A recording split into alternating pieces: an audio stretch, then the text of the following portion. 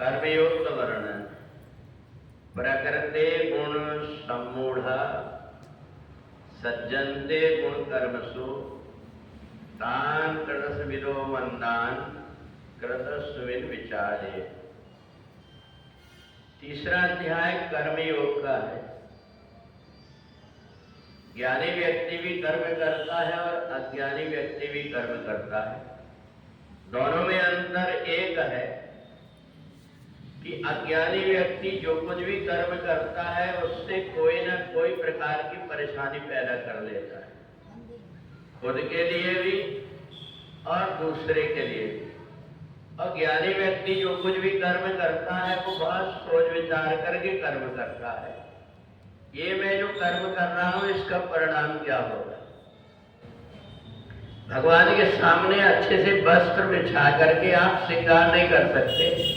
पता नहीं कौन व्यक्ति आकर के दिया और कपूर रख देगा, आग लगा देगा। अज्ञानी व्यक्ति कई प्रकार की व्यवस्थाओं में विघ्न पैदा कर देता है, परंतु संसार में जड़ चेतन गुण दोष ये सब तो है। इसलिए इन सबको देख करके समझदार व्यक्ति इस प्रकार से कर्म करता है कि आगे परेशानी कैसी ना हो।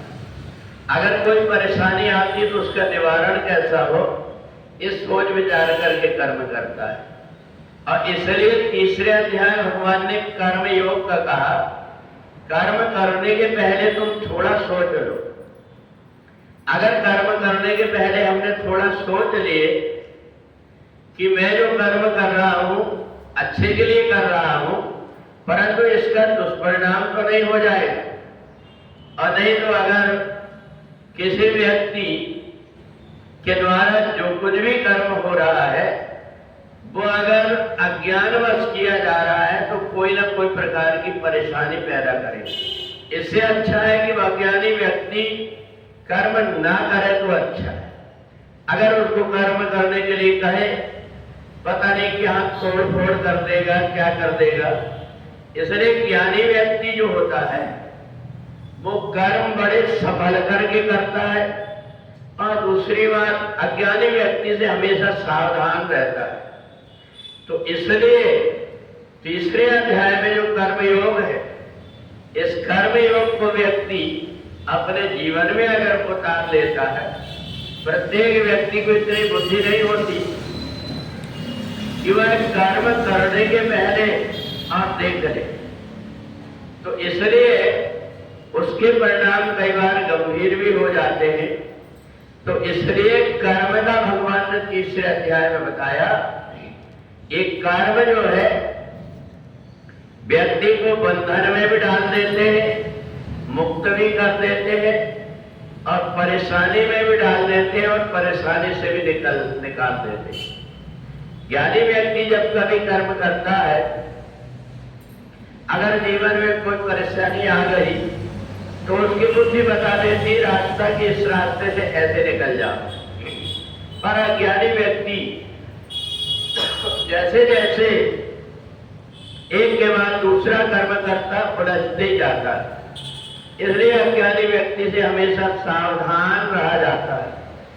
और इसलिए कर्म अलग अलग ढंग से व्यक्ति को बांट दिए गए। कौन सा कर्म कौन व्यक्ति करेगा, तो जब ये कर्म का बंधन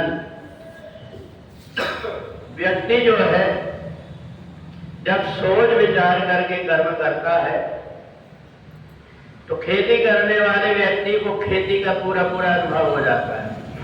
जिस व्यक्ति ने कभी खेती नहीं किया है वो अगर खेती करने चले जाए तो सब उल्टा सीधा कर देता है।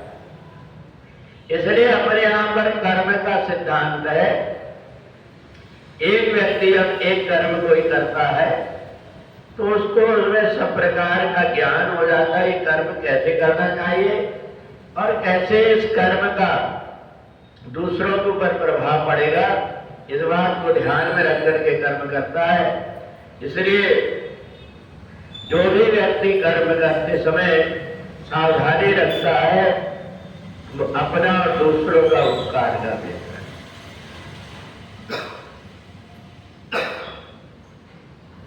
बोले वृंदावन